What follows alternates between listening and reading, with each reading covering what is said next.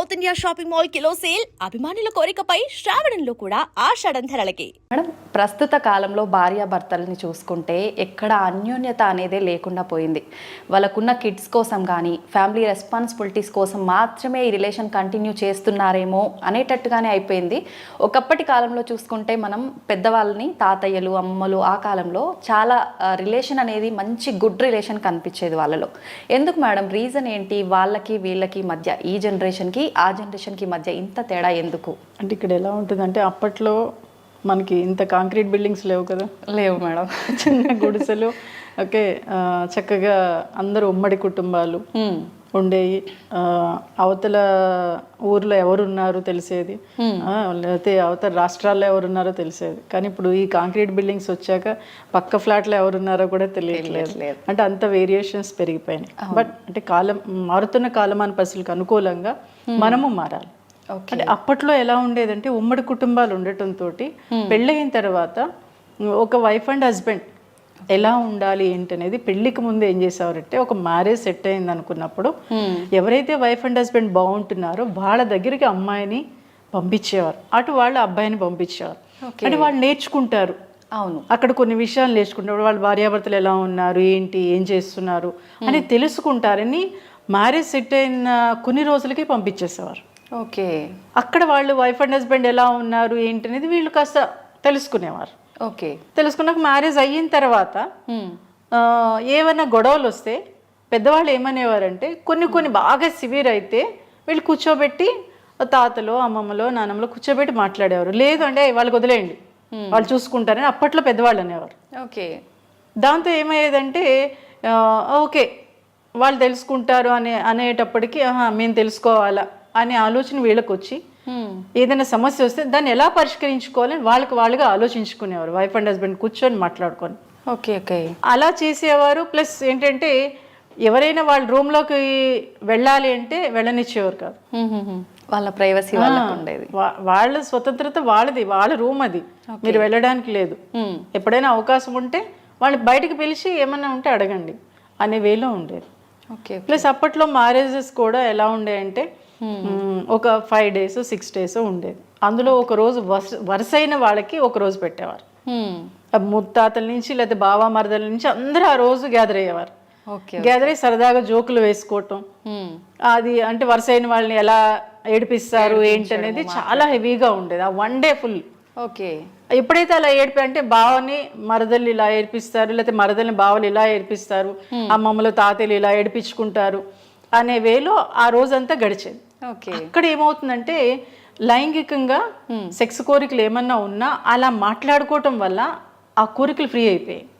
Okay, అలా free అయిపోవడంతో marriage అయిన తర్వాత ఇంకందరూ ఎవరి పనిలో వాళ్ళు వెళ్ళిపోయేవారు. ఓకే, ఇంకా దీని గురించి ఉండేది కాదు.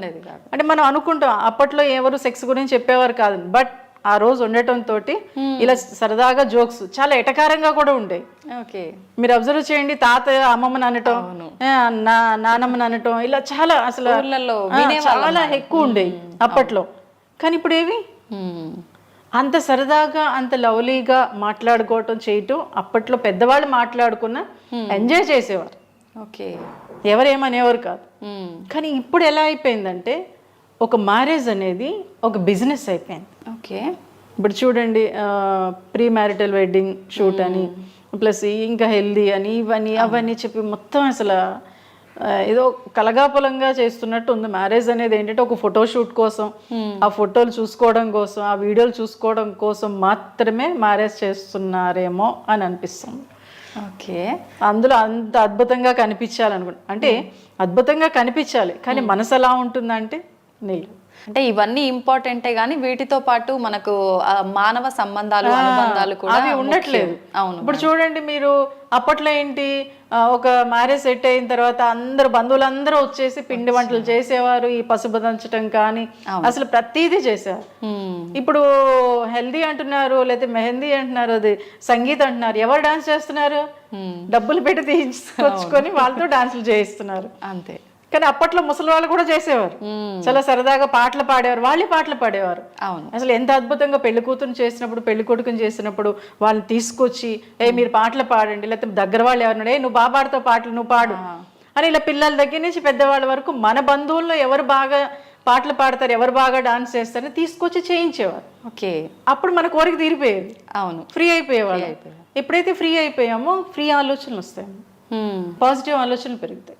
ఓకే. కానీ ఇప్పుడు అలా ఉండట్లా. మ్యారేజ్ అయిపోయిన 2వ రోజే గొడవలు పెట్టుకుంటాం. మ్యారేజ్ కూడా అవసరం లేదు, ఈ మధ్యన ప్రీ వెడ్డింగ్ షూట్ జరిగిన 3-4 డేస్కే 5 డేస్కే నాకు ఈ అబ్బాయి వద్దు, నాకు ఈ అమ్మాయి వద్దు అని నేను అది చాలా హ్యాపీ ఫీల్ అవుతున్నా.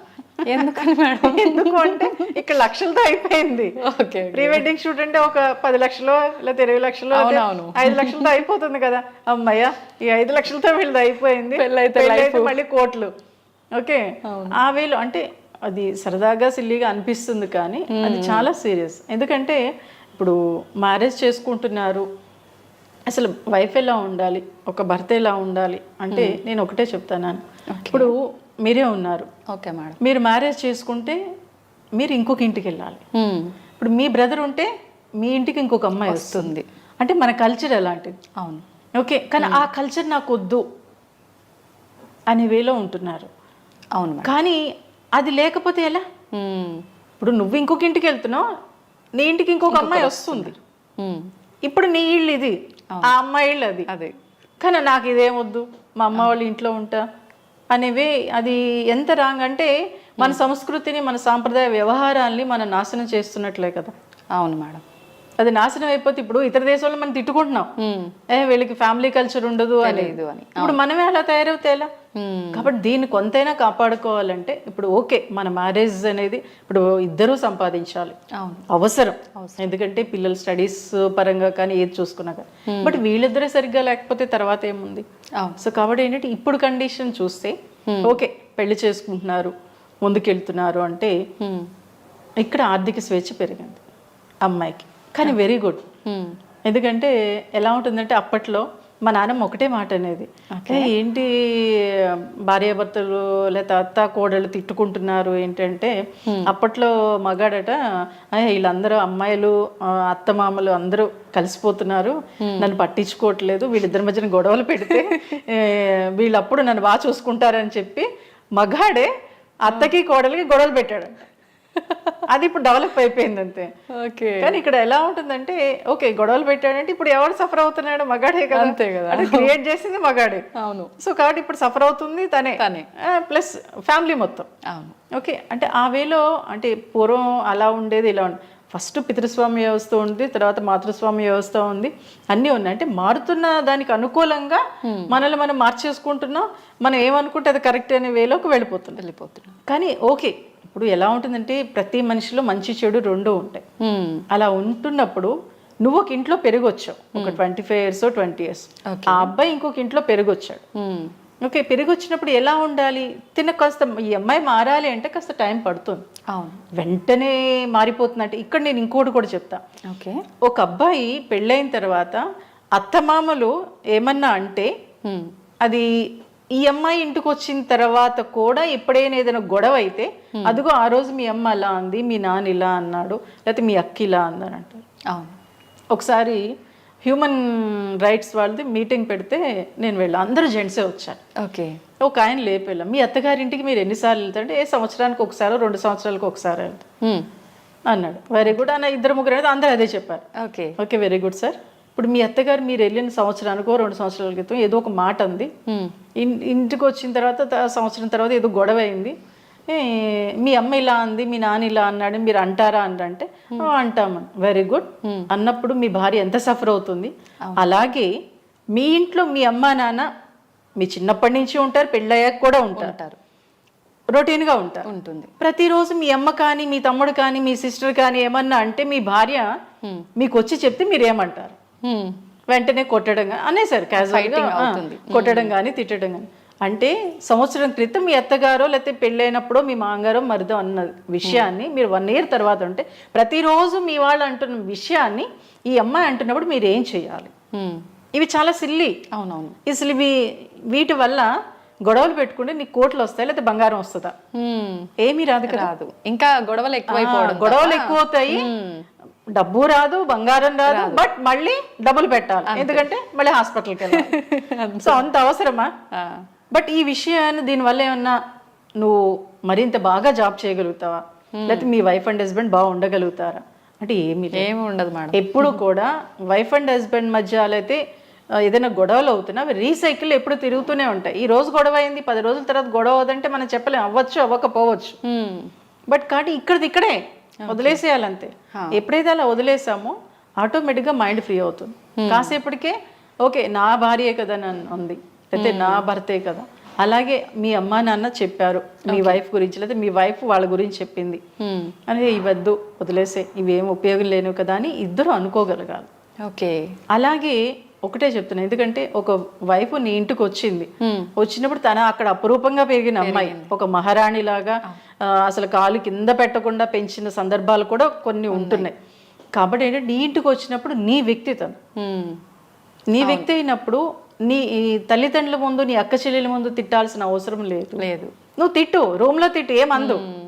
రూమ్లో తిడితే అసలు బయటకు వచ్చా కూడా చాలా ఫ్రీగా చాలా లవ్లీగా నవ్వుతూ ఉంటుంది.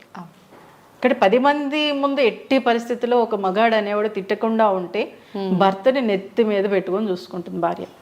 ఓకే, అది చాలా మంది ఇగ్నోర్ చేస్తారు. చాలా మంది అట్లా అనేసరికి నువ్వు నన్ను ఇంత మందిలో అవమానించినవు అని వెంటనే వీళ్ళ లోపల తెలియకుండా ఒక ఫీలింగ్ తో వీళ్ళు రిటర్న్ లో ఇంకొకటి అనేయటము, అది గొడవకు దారితీస్తుంది.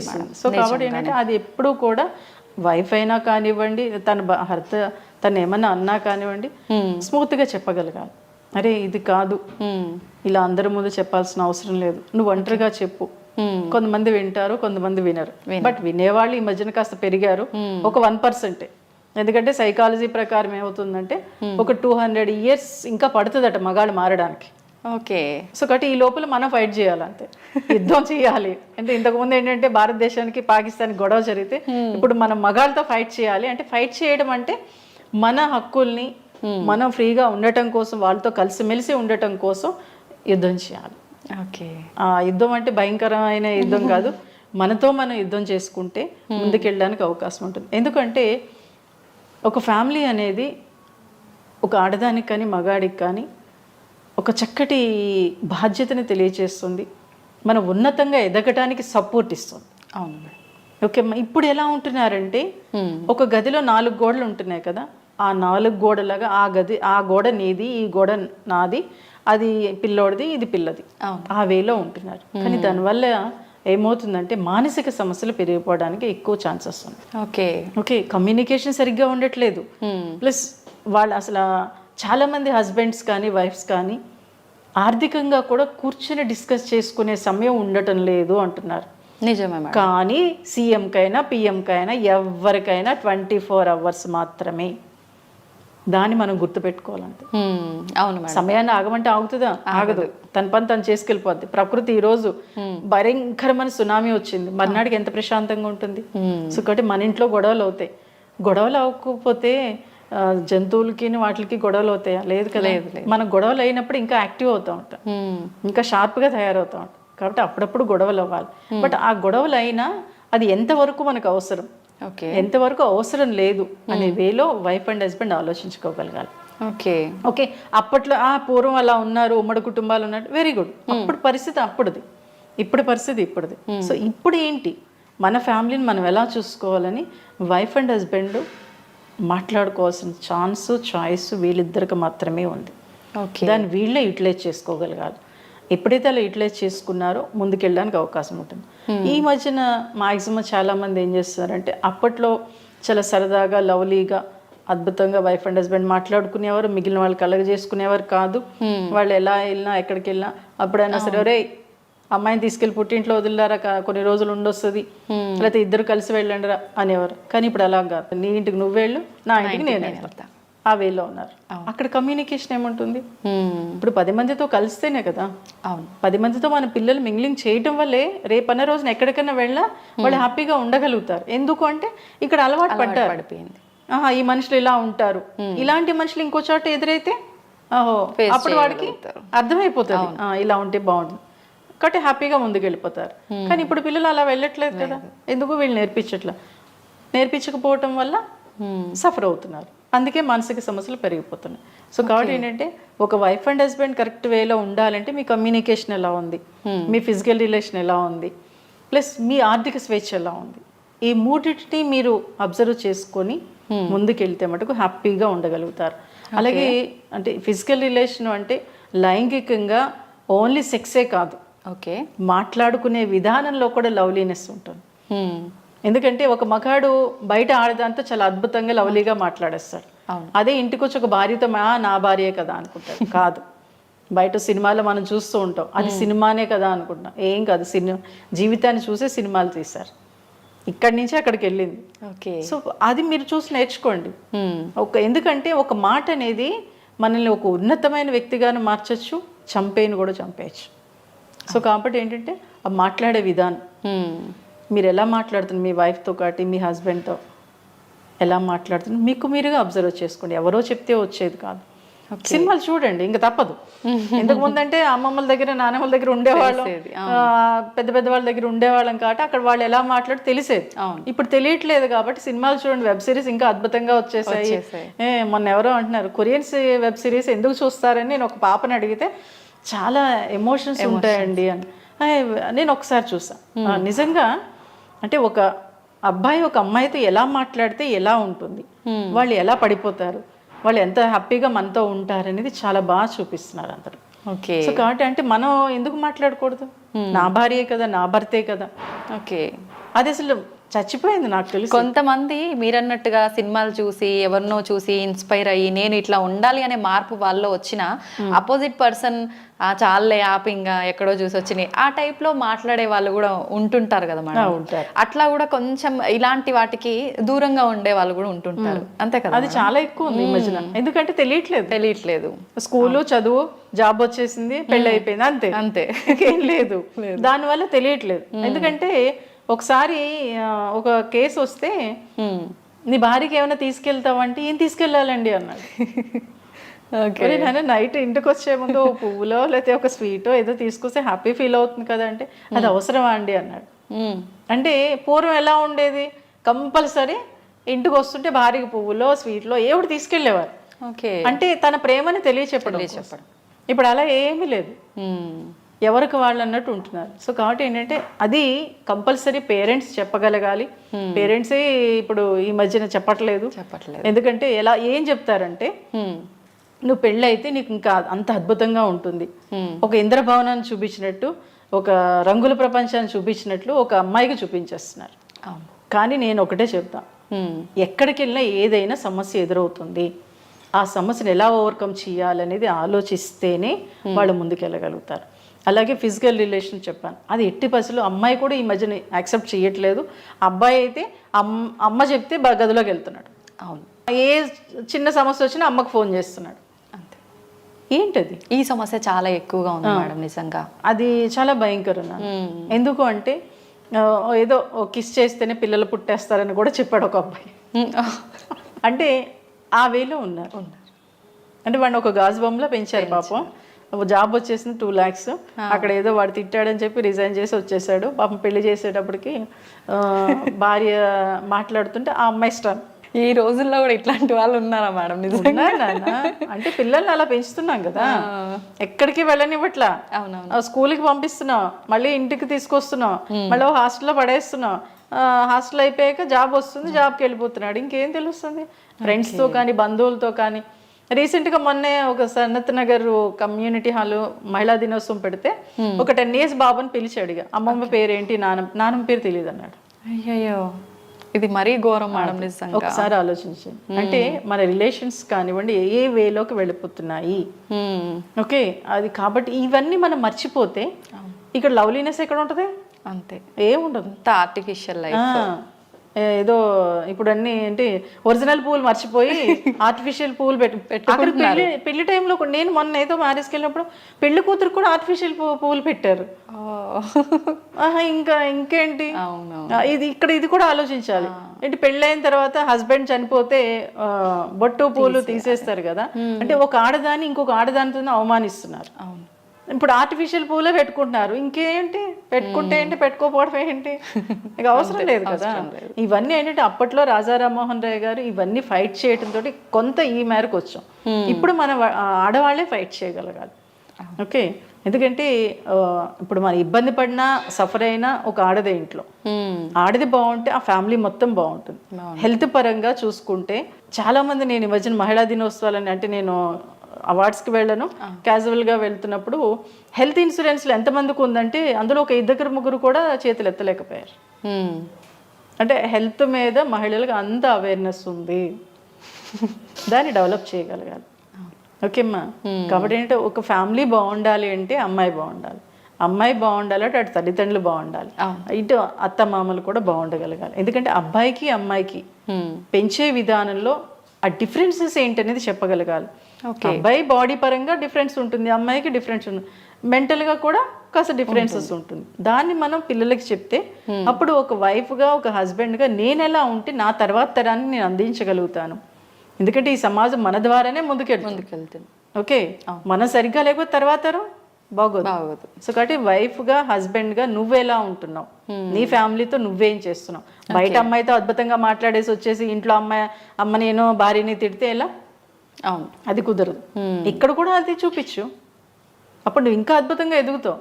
ఎందుకంటే ఒక ఆడది లవ్లీగా హస్బెండ్ మాట్లాడితే భర్తని ఇంకా బాగా చూసుకుంటుంది, వాళ్ళ ఫ్యామిలీ మెంబర్స్ని కూడా ఇంకా బాగా చూసుకుంటుంది. నిజమే మేడం. ఇక్కడ అది మగాళ్ళు గుర్తించగలిగితే మటుకు ఒక అద్భుతమైన ఫ్యామిలీని ఆ మగాడే సృష్టించగలుగుతాడు.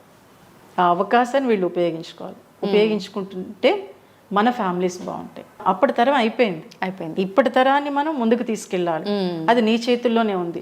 మీరిద్దరు ఎలా ఉన్నారు, మీ పిల్లర్స్ మీరే మీ ఇంటికి. అవును, కాబట్టి మీ పిల్లర్స్ మీరు కరెక్ట్ వేలో ఉంటే తర్వాత ఫ్యామిలీ, పిల్లలు తర్వాత తరం నేర్చుకుంటారు, పక్క వాళ్ళకి చెప్తారు. ఆ వేలు ఇప్పుడు వైఫ్ అండ్ హస్బెండ్ ఉండాలి. కాబట్టి రంగుల ప్రపంచాన్ని చూడండి, బట్ ఆ రంగుల ప్రపంచాన్ని మీరే సృష్టించుకోగలిగితే మటుకు హ్యాపీగా లైఫ్ చేయగలుగుతారు. రంగుల ప్రపంచాన్ని చూసినా పాజిటివ్ కంటే ఎక్కువ నెగిటివ్ ఎక్కువగా తీసుకుంటున్నారు మేడం ప్రస్తుతం. అంటే ఇక్కడ నెగిటివ్ అంటే ఏమైపోయిందంటే ఎవరు మాట్లాడినా ఏం మాట్లాడినా నెగిటివే మాట్లాడుతున్నారు. నీకు రాదు, నీకు తెలియదు, నువ్వు నోరు మూసుకో, ఈ మాటలు ఎక్కువ అయిపోయినాయి ఈ మధ్యన. అవును, దానివల్ల ఏమవుతుందంటే ప్రతిదీ నెగిటివ్గా వెళ్ళిపోతుంది.